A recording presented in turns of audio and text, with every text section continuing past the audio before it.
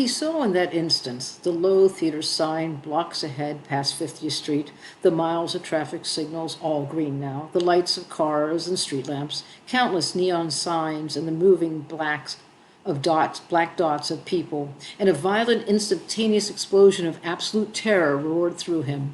For a motionless instant he saw himself externally, bent practically double, balanced on this narrow ledge, nearly half his body projecting out above the street far below, and he began to tremble violently, panic flaring through his mind and muscles, and he felt the blood rush from the surface of his skin. In the fractional moment before horror paralyzed him as he stared between his legs at that terrible length of street far beneath him, a fragment of his mind raised his body in a spasmodic jerk to an upright position again, but so violently that his head scraped hard against the wall, bouncing off it, and his body swayed outward to the knife edge of balance, and he very nearly plunged backwards and fell. Then he was leaning far into the corner again, squeezing and pushing into it, not only his face, but his chest and stomach, his back arcing, and his fingertips clung with all the pressure of his pulling arms to the shoulder-high half-inch indentations in the brick. He was more than trembling now. His whole body was racked with a violent shuddering beyond his control. His eyes squeezed so tightly shut it was painful, though he was past awareness of that. His teeth were exposed in a frozen grimace, the strength draining like water from his knees and calves. It was extremely likely, he knew, that he would faint, slump down along the wall, his face scraping, and then drop backwards, a limp weight out into nothing. And to save his life, he concentrated on holding on to consciousness, drawing deliberate deep breaths of the cold air into his lungs, fighting to keep his senses aware. And then he knew that he would not faint, but he could not stop shaking nor open his eyes. He stood where he was, breathing deeply, trying to hold back the terror of the glimpse he had had of what lay below him. And he knew he had made a mistake in not making himself stare down at the street, getting used to it and accepting it when he had first stepped out onto the ledge. It was impossible to walk back. He simply could not do it. He couldn't bring himself to make the slightest movement.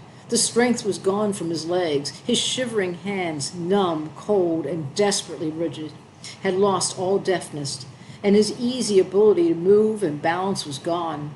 Within a step or two, if he tried to move, he knew that he would stumble clumsily and fall. Seconds passed, and the chill, faint wind pressing the side of his face, and he could hear the toned-down volume of the street traffic far beneath him.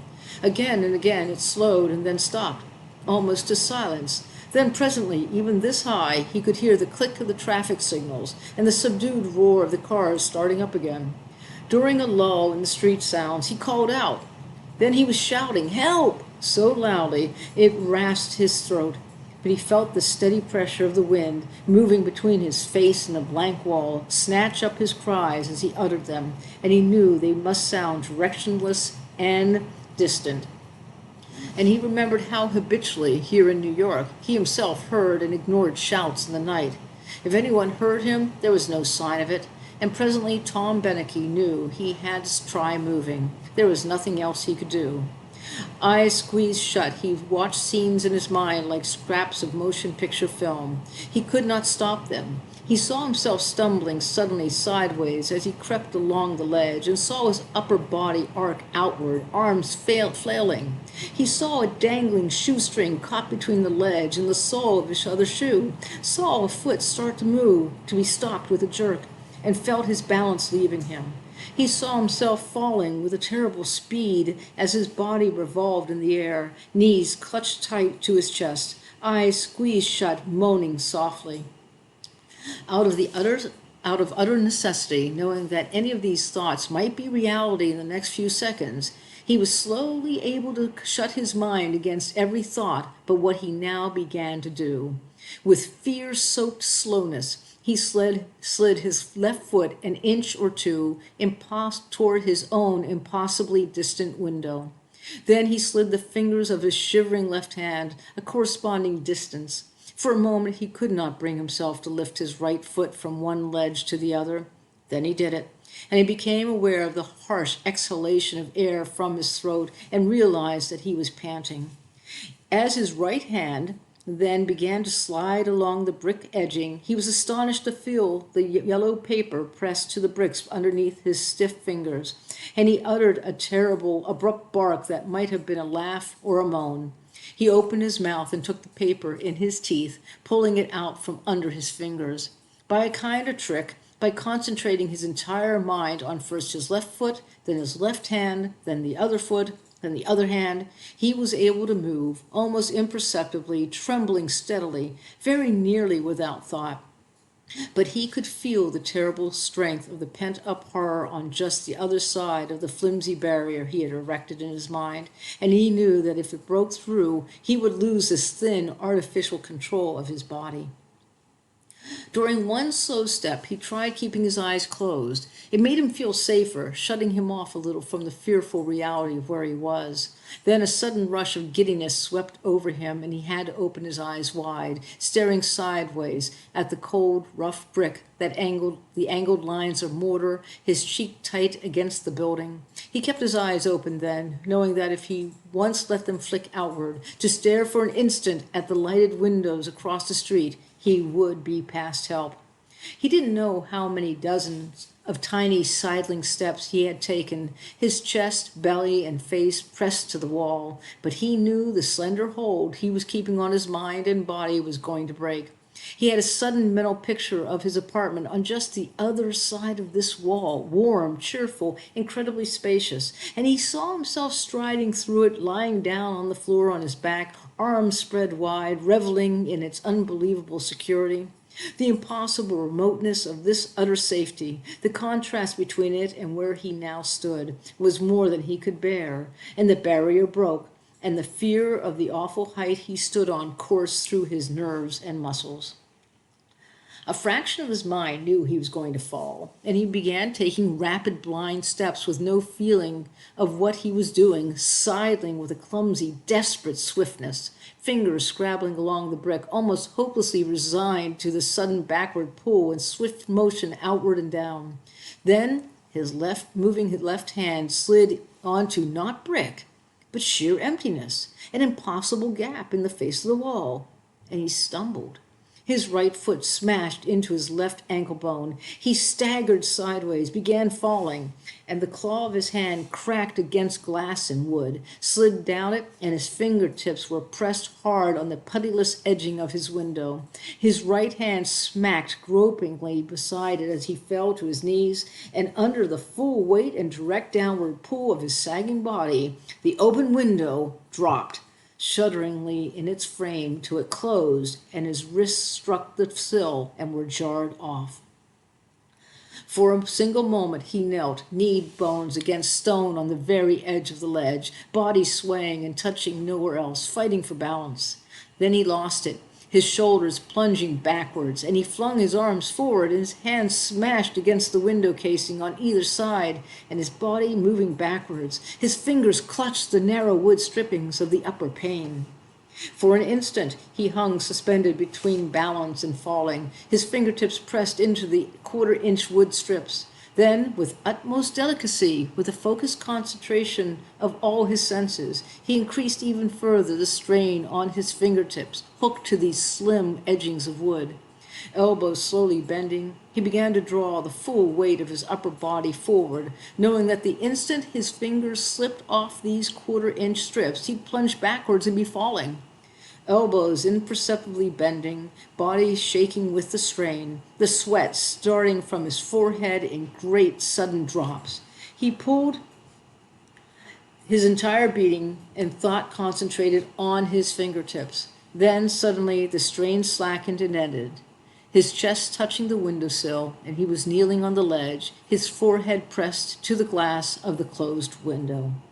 Dropping his palms to the sill, he stared into his living room, at the red-brown davenport across the room, and a magazine he had left there, at the pictures on the walls and the gray rug, the entrance to the hallway, and at his papers, typewriter, and desk not 2 feet from his nose. A movement from his desk caught his eye, and he saw that it was a thin curl of blue smoke. His cigarette, the ash long, was still burning in the ashtray where he'd left it. This was past all belief, only a few minutes before. His head moved, and in faint reflection from the glass before him, he saw the yellow paper clenched in his front teeth. Lifting a hand from the sill, he took it from his mouth. The moistened corner parted from the paper, and he spat it out. For a moment, in the light from the living room, he stared wonderingly at the yellow sheet in his hand and then crushed it into the side pocket of his jacket. He couldn't open the window. It had been pulled, not completely closed, but its lower edge was below the level of the outside sill. There was no room to get his fingers underneath it. Between the upper sash and the lower was a gap not wide enough. Reaching up, he tried to get his fingers into. He couldn't push it open. The upper window panel, he knew from long experience, was impossible to move, frozen tight with dried paint. Very carefully, observing his balance, the fingertips of his left hand again hooked the narrow strippings of the window casing. He drew back his right hand, palm facing the glass, and then struck the glass with the heel of his hand. His arm rebounded from the pain, his body tottering, and he knew he didn't dare strike a harder blow. But in the security and relief of his new position, he simply smiled, with only a sheet of glass between him and the room just before him. It was not possible that there wasn't a way past it. Eyes narrowing, he thought for a moment about what to do. Then his eyes widened. For a moment, nothing occurred to him. But still he felt calm. The trembling, he realized, had stopped. At the back of his mind there still lay the thought that once he was again in his home, he could give release to his feelings.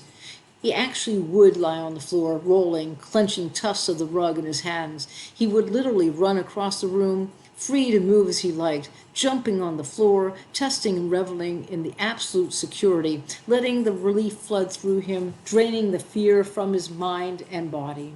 His yearning for this was astonishingly intense, and somehow he understood that he had better keep this feeling at bay. He took a $50 from his pocket and struck it against the pane, but without any hope that the glass would break, and with very little disappointment when it did not. After a few moments of thought, he drew his leg up onto the ledge and picked loose at the knot of his shoelace. He slipped off the shoe and, holding it across the instep, drew back his arm as far as he dared and struck the leather heel against the glass. The pane rattled, but he knew he'd been a long way from breaking it. His foot was cold, and he slipped the shoe back on. He shouted again, experimentally, and then once more, but there was no answer. The realization suddenly struck him that he might have to wait here until Claire came home, and for a moment the thought was funny. He could see Claire opening the front door, withdrawing her key from the lock, closing the door behind her, and then glancing up to see him crouched on the other side of the window. He could see her rush across the room, face astounded and frightened, and hear himself shouting instructions. "Never mind how I got here. Just open the window." She couldn't open it. He remembered she'd never been able to. She always had to call him. She'd have to get the building superintendent or a neighbor, and he pictured himself smiling and answering the questions as he climbed in. "I just wanted to get a breath of fresh air, so..." He couldn't possibly wait here till Claire came home. It was the second feature she wanted to see, and she'd left in time to see the first. She'd be another 3 hours, or, he glanced at his watch, Claire had been gone 8 minutes. It wasn't possible, but only 8 minutes ago he had kissed his wife goodbye. She wasn't even in the theater yet. It would be 4 hours before she could possibly be home, and he tried to picture himself kneeling out here, fingertips hooked to these narrow strippings, while first one movie preceded by a slow listing of credits began, developed, and reached its climax, and then finally ended. There'd be a newsreel next, maybe, and then an animated cartoon, and then interminable scenes from the coming pictures, and then, once more, the beginning of a full-length picture, while all the time he hung here in the night.